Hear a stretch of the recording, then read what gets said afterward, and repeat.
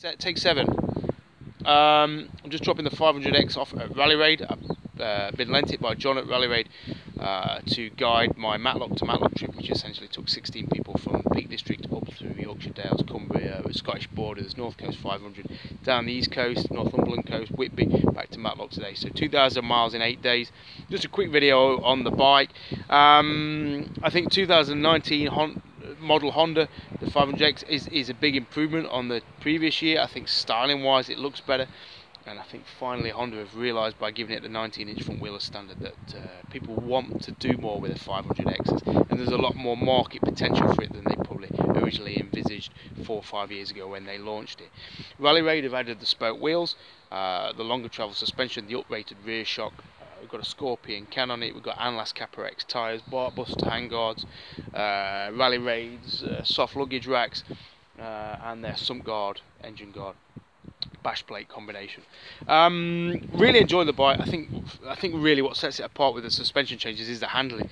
You know, there's so many. We've took all this scenic, twisty tight roads that are choppy surfaced, and off-cambered and covered in cow crap and things like that. And I think what defines the improvement that Rally Raid made to the bike is the suspension. You know, you can really push on as hard as you want. You can ride the wheels off the bike. It always feels composed, sure-footed, agile, very adjustable, very precise, very well balanced. And even with those knobbly tyres on, you know, you've got so much traction, so much control in the corners. It makes it a real rider's bike. I think as standard, you know, the budget suspension that comes on the 500X struggles a little bit on the choppy surfaces that you get up in Scotland.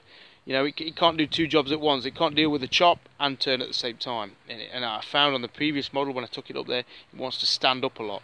So for me, the big change with the Rally Raid kit is the suspension. And I think even if you didn't want the spoke wheels or anything else, I think improving the suspension quality of any bike, and especially the 500X or any other budget Honda or budget Yamaha, just makes for such a better riding machine, and it allows you to cover ground quicker and I think safer, with more confidence and more control. So really impressed with the way the bike rides. You know, there's not been many people who could kind of keep up with the 500X. People on GS12s or Tiger 800s, not many could keep up with the 500X and on the twisty bits, and that's partly rider but partly bike. I could really push that thing along, mainly because it was so precise, gave good feedback, but it gave brilliant damping, so it would absorb, cushion everything, soak everything up, and allow me to really push on really. So really impressed with that.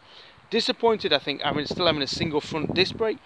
I'd like a bit more bite from the front end. I was having to use the 3 fingers or 2 fingers really and get a real good fist on that front brake, and I'd like a bit more bite, and I think you'd need a twin disc setup at the front to bring that into play. I think the engine, you know, up in the back borders of Scotland and things like that, where you're not going top speed, you know, you're relying on torque and things, the engine was fine. You know, it's not overly powerful, it's not overly exciting or zippy, but it's got enough. It's got good pickup. It feels low geared, so you know there's always something on the throttle there. You can get into 6 nice and easily, and it'll pull along, and you can just flow through the corners, rolling on and off the throttle with a bit of torque. Where it lacks, I think, is the top end. You know, you get that up to sort of 5,800 revs, which in 6th gear is 75 miles an hour, and it's very buzzy, it's very frantic, and it never really settles. We wonder if maybe the emission changes or the changes they've had to make to accommodate new emission ruling has maybe just throttled or strangled the power delivery at the top end a little bit.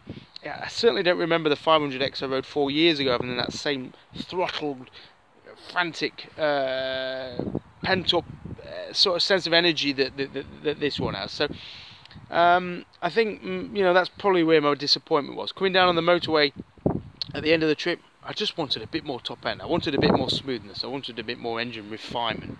It had not been an issue for the other 1,800 miles, so I guess it depends what you want to do with it. I think ultimately, if you're wanting a bike that's going to do a lot of motorway miles as well as your back road stuff, then possibly a V-Strom 650 or a Versys 650 or an NC 750 has got a better edge over the 500X. Where the 500X again comes into its own, I think it just feels such a very usable machine. It doesn't feel heavy, it feels very manageable, especially with the soft luggage option.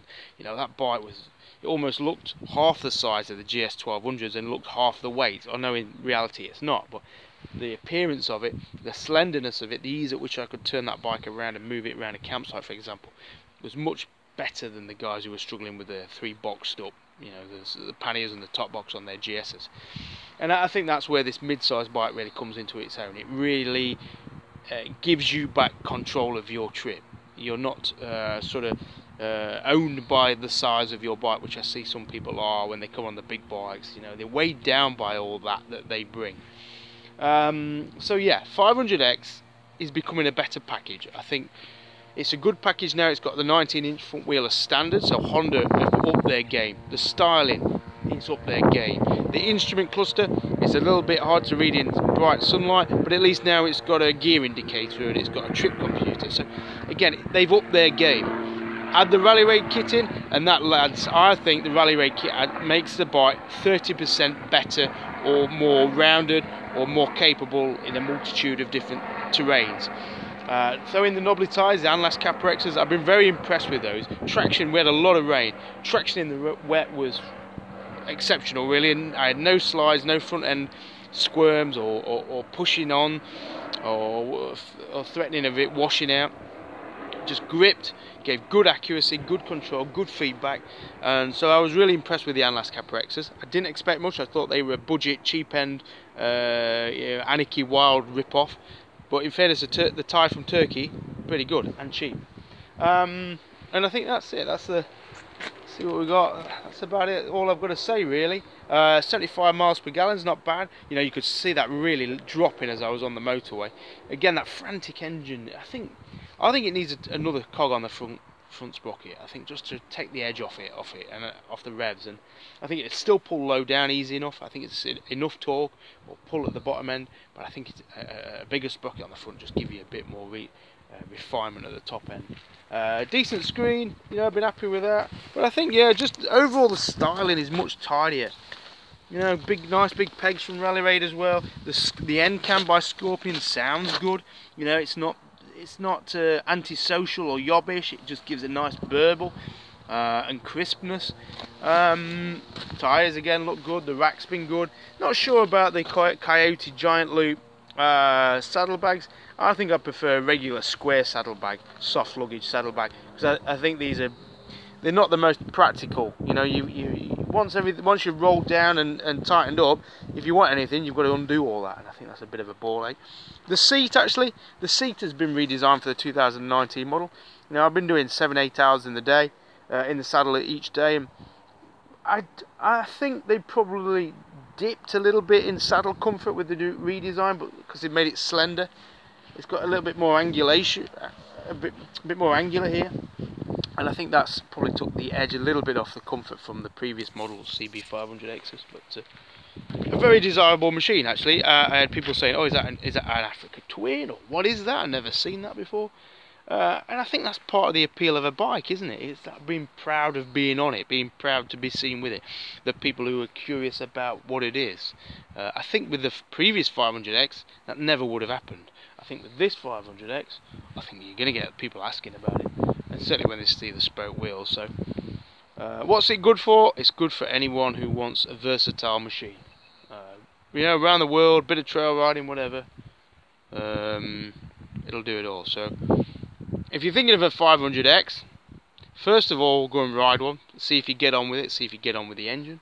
And I think if you do, or you've got one and you like it, then I think somebody like, I mean, what Rally Raid have done to that bike is something Honda could never do. They could never make it as good as Rally Raid have done, because they always have to bring it in at a cheap price. So yeah, give a 500X a go.